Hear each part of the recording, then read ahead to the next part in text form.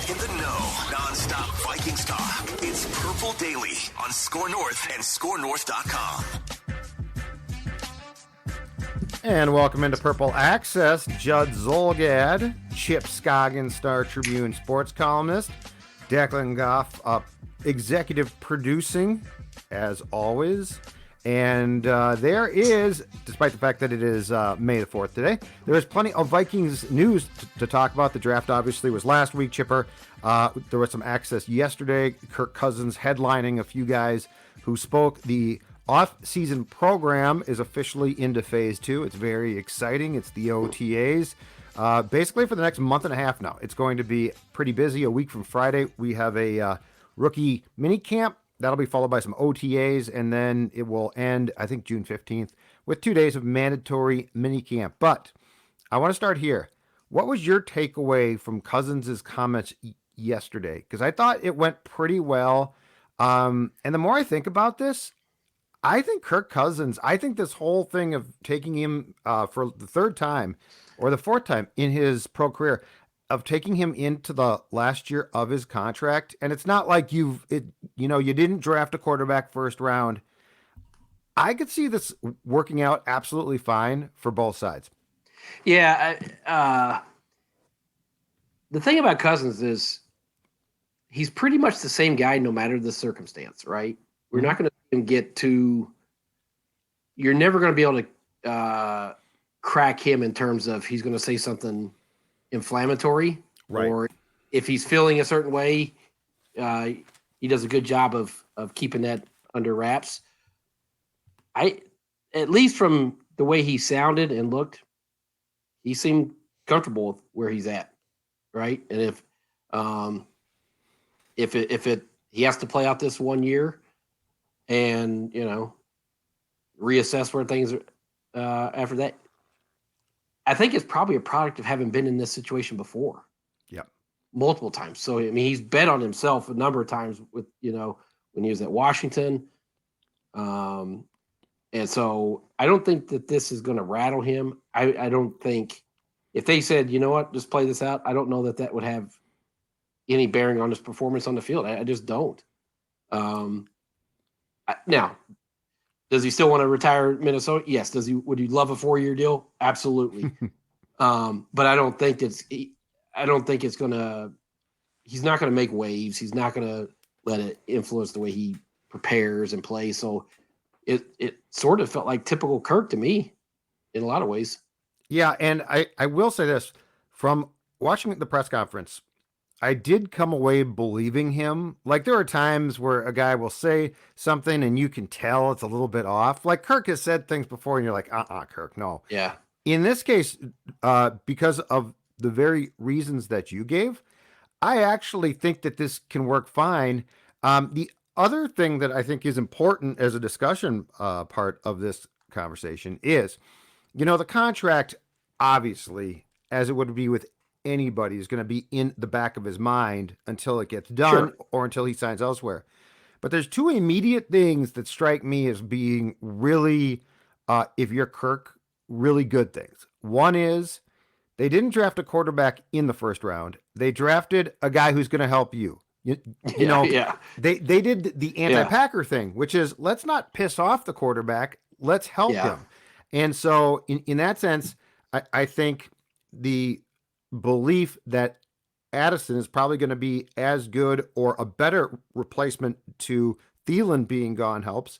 And the second thing Kirk talked about is, Chip, we discussed this last spring, but, Kirk basically fully acknowledged his head was swimming, like, all the new verbiage. And we always thought, well, but this is your offense. And Kirk's like, it's changed a lot.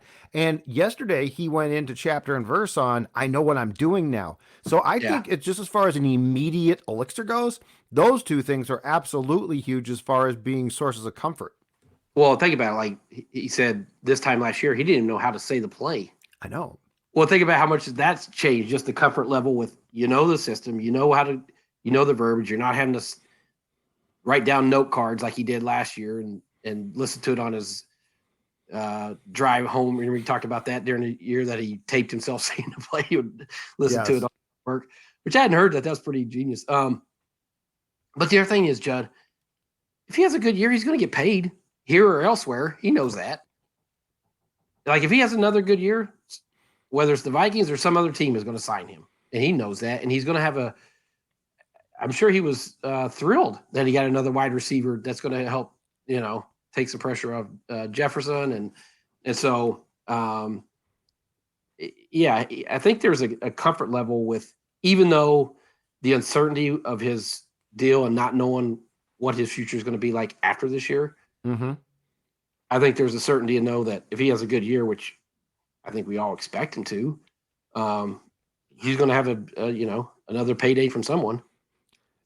If health is not a problem, and we have no clue it could be, but let's just say for a second that there are some injuries, but it's nothing outlandish. Yeah. Is there any reason, Chipper, why this offense shouldn't be top 5? No. Scoring, no, because they finished what, 8th, 9th? 8th. I think 8th. And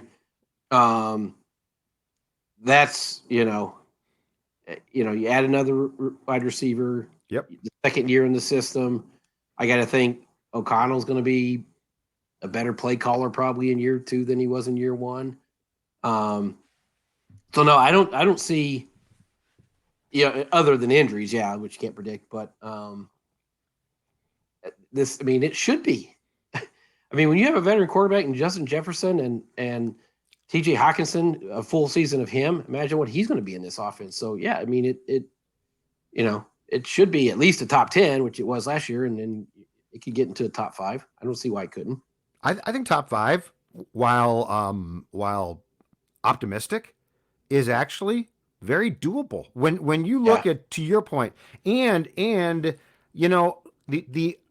as a whole, offensive line might not be stellar, but you have 2 great tackles. Yeah. If O'Neal is good, you brought the whole thing back. So again, unless guys on the O-line get hurt, continuity exists there. So the more I look at this, and Addison alone, I don't know if he's going to have a great statistical year, but the threat he provides is going to help Jefferson. And this all gets back to your point, which is not only should O'Connell, with a year of calling plays himself now as head coach, be improved there, but I think with what they've added from a tight end standpoint as well, I think that they can open up the playbook more too, because I'm hard pressed to believe that we saw anything close to the entire O'Connell playbook through the 13-win 2022. Yeah, no, I mean, there's no way that you can tell me that TJ Hawkinson had the full complement when you come, midstream. So, and look at the trust that he already earned from Cousins in, a matter of days. So, I mean, him, Jefferson, and I think I like Addison. I like the pick. I know people were mad that they didn't go defense. Were they? Well, you saw it on. This is the thing that drove me crazy on draft night. Is like they take Addison. It's like they get the worst defense in the history of the NFL. Blah blah. It's like they have about 5 holes on this team position wise. You can't do it in one round, right? You only have one. You're not going to fix everything in one round. So, but it's interesting that I think that's O'Connell's imprint. Like, hey, we need to continue to make this offense be able to perform at a high level and take pressure off Jefferson. And I like him. I mean, just the way I've watched him a lot. Route running. I know he's, not the biggest guy, but route running, fast, elusive, fluid. I think it's going to be just a really nice compliment for Jefferson. So, and I, the line, this is not a detriment like it was in, 4 years ago, where you're like, how are they ever this thing's going to hold up? It's not that. Right. Now, do they have some weaknesses? Yeah. But I don't see any reason why it shouldn't be. Now they may have to win 42-38 a lot, but I mean, until they get the defense fixed. But I think their offense is still primed to put up a lot of points. Do you think the defense? So I've been trying to give this some thought. Do you think the defense is as far away now as we think? And I will say they were terrible. And the last couple of years they were bad. Okay, but here's my thought. I like what they've done, not just with this switch from Ed Donatel to Brian Flores. But I Yeah. like what they've done as far as going younger and faster and athletic. Like that's the thing is, we became so hung up on Eric Kendricks, and Peterson was an effective player, but he Yeah. was 30 plus. Like I like this. You don't Chip. We have covered football teams before. Defensively, it doesn't need to be household names. It needs Yeah. to be guys who can be schemed right with their athletic ability. I like the idea of what they're doing, but there's just so many unknowns that it's like I don't know like what the jump is going to look like, right? Getting younger, 100%. Getting Yep. faster, yes. Being more aggressive, yes. But there's still so many either new guys, veterans coming in, at cornerback, you bring in 2 veteran cornerbacks, or just young guys that really haven't been asked to be the guy. They've been backups or whatever. So I mean, it's hard to sit here and say they're going to be worse, but I think they're going to be better. But like, is it going to be 50% better, 35%? I don't know, but I like the idea of what they're doing. Yes, and I also like this. When you look at how little Harrison Smith blitzed, Yeah, it's ridiculous. Like it's off the charts stupid. He needs to go back to being involved like Mike did with him.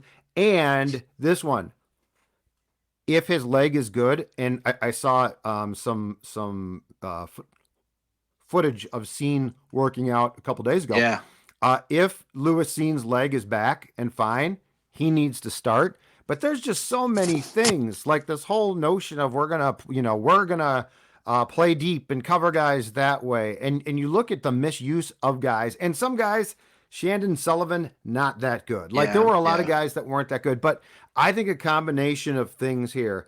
I'm not, and if they are top 5 in scoring, to our point, they don't have to be like top 10. Yeah. If you can No. be just be mid pack, 15, 16, right? Defensive Yep. scoring, you Yep. should be fine then if the offense can do its job. The one thing that I'm curious to see, like switching from just coordinators, Donatel, who is just a bad fit, right? Yeah. What they want to Flores. How much is that worth just in itself?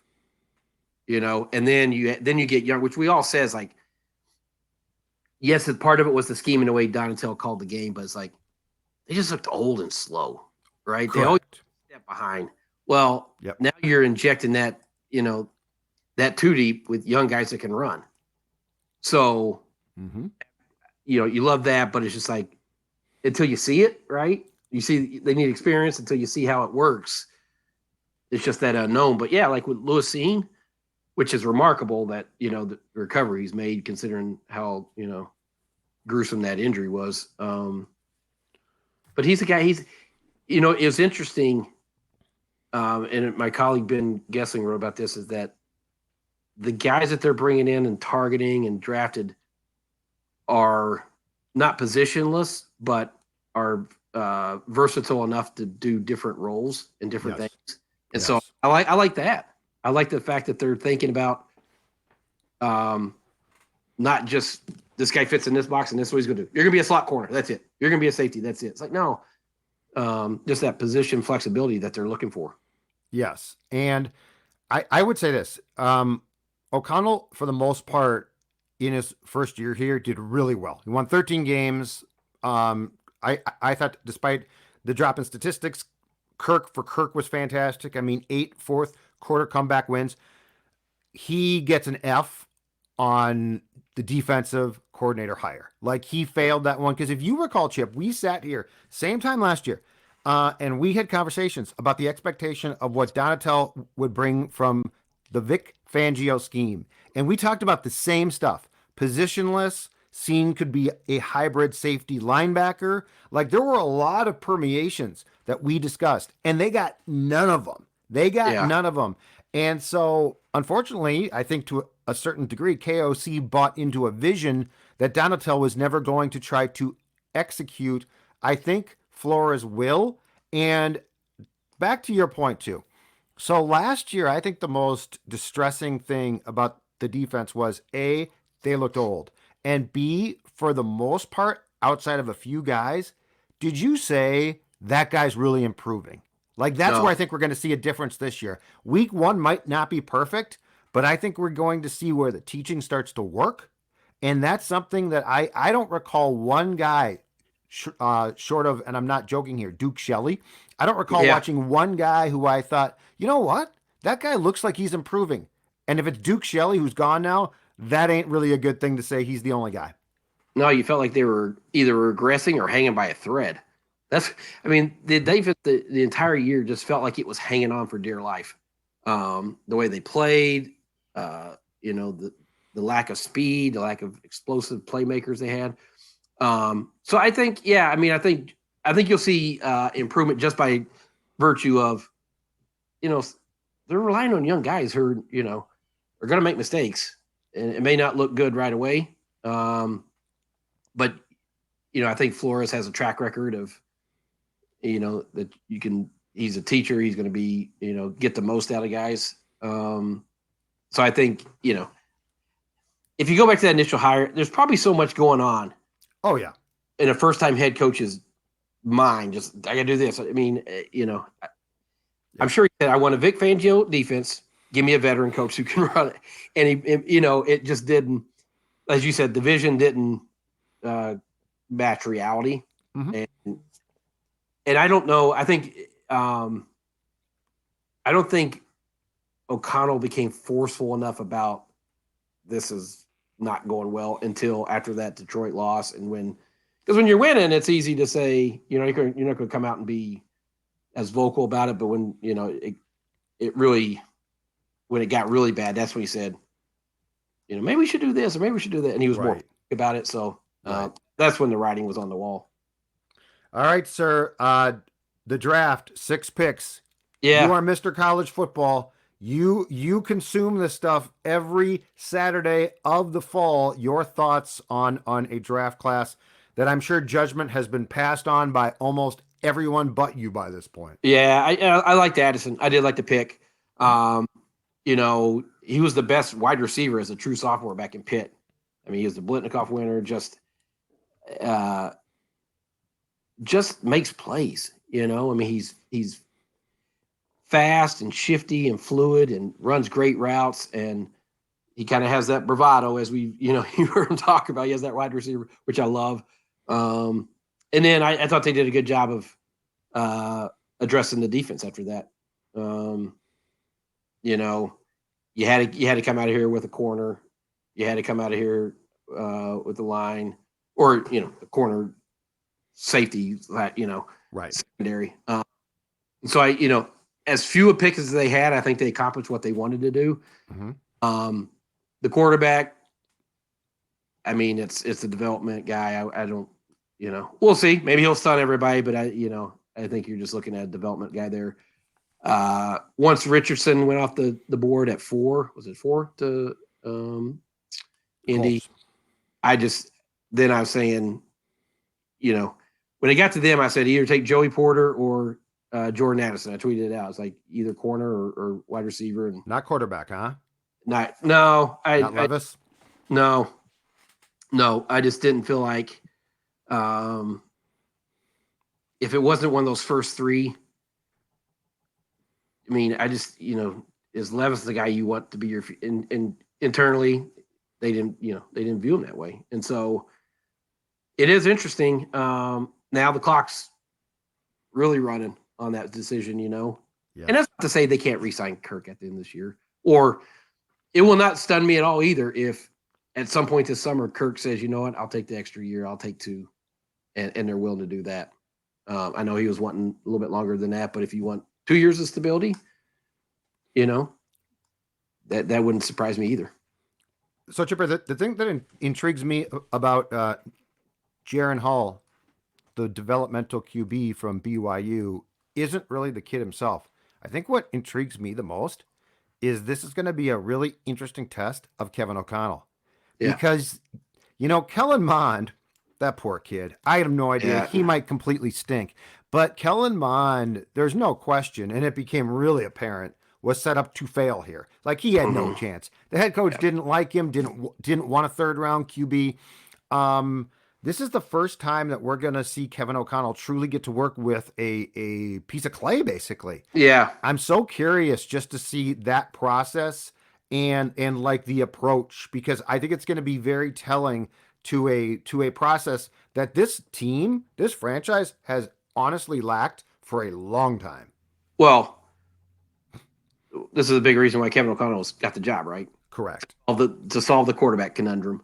Yep. And I don't think it's this guy, but this is, I'm sure this was a big thing when the Wills went to look at it. It's like, we need to find a franchise quarterback. And so, yeah, I mean, this is his chance to, mold a young quarterback. But, the real litmus test is the post Cousins life and who do they bring God, yeah. and what, because that, Judd, we all know coaches, their tenures are tied to their quarterbacks.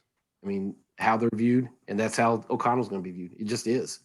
Kwesi as well, by extension. And Kwesi, both of them. Yeah, they're both going to be tied to that. Yeah, because I mean, how much of Rick's legacy is the quarterback situation, Mm-hmm. and the inability through different factors, but the inability to find that one guy, and so it is interesting because I do think this ownership and front office, like everybody, is enamored with the idea of having a quarterback on. And so if they decide to move on from Cousins next year, you want to turn it over to a first-year quarterback? Boy, I don't think they have the appetite for that. You know, so you might be looking at a bridge. Yep. You're not wrong. But by not addressing it this draft, you got to do it next year. The bridge possibility to me is real. Like that gets lashed out about. Oh, no, bridge. What the hell are you talking about? These guys are here, and you know what? Ideally, they find a guy that's awesome. He plays QB here for 10 years, and they win a championship. That being said, to your point, there's a chance Kirk comes back, which if it works, that's awesome too. If it works, I think they want to see. I really think that one of the things. And there's probably two or three things total at work here, Chipper. But I think one, they want to see if they can make a playoff run with Kirk.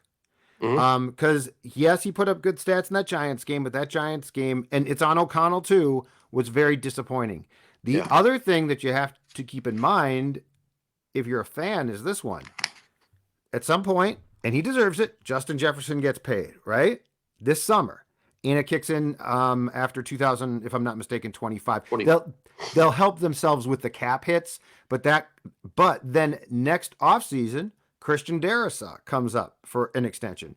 He is a left tackle. If you have a right-handed quarterback, Christian Darrisaw going to get paid. So there's a lot that just goes beyond Kirk here, and right or wrong, I think a big part of their desire is to find a cheaper quarterback who can be successful. Yeah. Well, contractually cheaper. Yeah, and that's look at what the Eagles did. You had Hurts, and then you can just surround and look at what the Chiefs did when Mahomes was on his first deal. It's like that's what everybody covets. Not everybody. You got to find the right quarterback, obviously, but everybody loves that. That's like gold in the NFL to be able to spend that money elsewhere and not tie it all up in the quarterback. So I just think there's that, that desire to find that.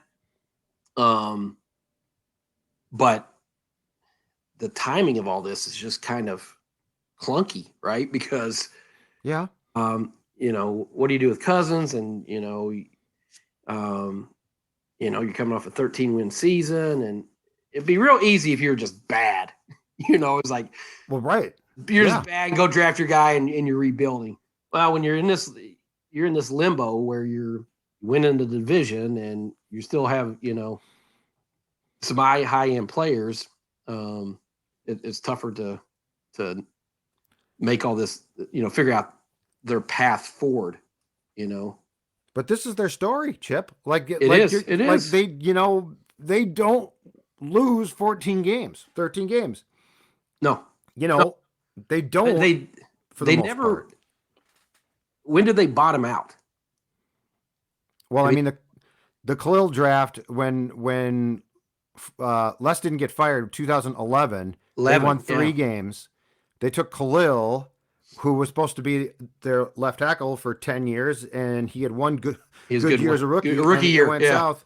But I mean, that's why I always regretted and I don't know how his career would have gone here, but when they beat Washington and Carolina, it's like, if you had just won one game, get Andrew Luck and let's talk about it. But they don't do that for the most part. Well, and that's the thing is, like, you want to see some tanking? Watch some tanking this year to get Caleb Williams. Yeah, we've been talking about that. I think Tampa Bay absolutely is going to be as bad as possible. The Cardinals, he is so good. I don't know how much you watched them. He transforms your organization. I mean, he's that good. And MA is going to go second, right?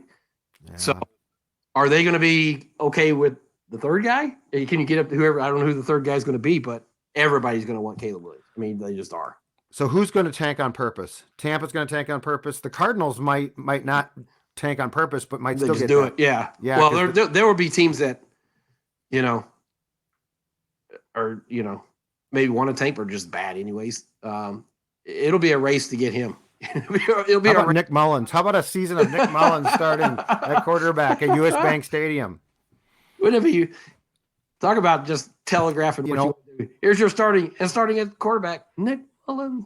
I know that I take crap for this, Chipper, but there are certain drafts and years where I would tank for him. I think to myself, I would just tank. Look, Connor Bedard is going to be a transformative player in the National Hockey League for 15 years. Yeah.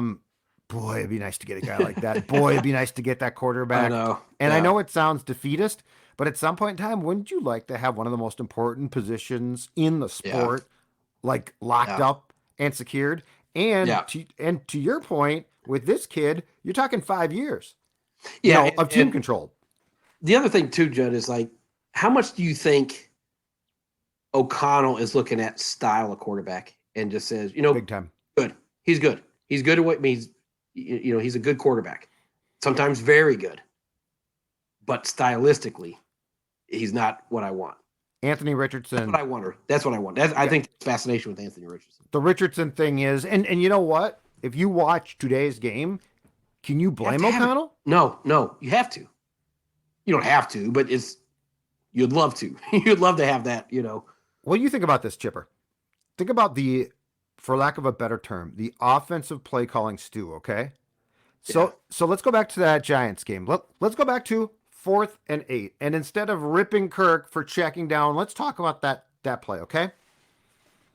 You were, first of all, Justin Jefferson was triple covered, but you didn't have anyone, and KJ Osborne's a nice player, but he's a nice player. He's not a transformative player. He's not a star player. You didn't have any other receiving threat that was feared. Like, there was no fear. Okay, that's problem 1. Because if you're calling the play, you can only do so much to free up JJ. Here's problem 2. Your quarterback can't really run. He's not going to make it with his feet. Yeah. If the defense has to respect Richardson, because, oh my God, if he takes off, we're screwed, it changes the whole dynamic of the play. Well, even look in that game, the quarterback across the sideline killed him with his feet. He made a lot of plays. Yes. You just need that. And I think that's, I don't know, O'Connell's ever really come out and talked about, like how much that would impact his play calling or his scheme or whatever. But I smell a sit-down column. I smell a sit-down. You got to call John Ekstrom right now. Set that column up. Kevin O'Connell talks about the ideal quarterback. If you could design a quarterback, because you're right. You're 100% right. Yeah. So you do wonder is like, if there's part of, their internal thinking is like, we want to move on to the next, identify like this is what we want from that position. Yes. And so how much do you think, back to my question or point, how much do you think of Kevin O'Connell's true playbook we have seen? I would say a fair amount, but like there's got to be sections of quarterback play he can't do. And that's Kirk's fault. It's just he's just not that guy. It's predicated on his personnel. But if you gave him different personnel, that's what I'm saying. No. Yeah, I'm saying if he has the ingredients, if he can bake the perfect offensive pie, Yeah. how much of his playbook do you think we've seen so far? 75%? 80? Maybe 70, I would say. There's Yeah, got to be so yeah. many more permeations, because think about when Hawkinson, who had no idea what he was doing, got here. Yeah. And bang, that whole thing, that first game, I think, he caught 8 of 8 targets? And he's targeted like 10 times or so. Yeah. Chipper, that guy wasn't there till TJ showed up. I know. No, you're right. You're right. No, I'm sure he's scaled it down to fit the personnel, but I'm sure there's all kinds of chapters over here. Well, and Thielen, I think he thought that, he probably thought I'm getting the 2000, I don't know, take 20 Thielen, and he didn't. Jordan Addison should free up Jefferson, if not himself. Like, there's a lot of interesting topics here. And we talked about that too. Yeah, we talked about it too, Judd. How much did when they're on the clock, was he saying, don't overthink this? Oh, he was not happy. Addison, we're not trading back. We're not doing it. Take Addison. You know what he looked like? He looked like the wife when she tells you to make a decision, but she knows what she wants your decision to be, and you're getting that look, and you're like you start to sweat because you're panicked. That's what Crazy looked like. That's what Crazy looked like.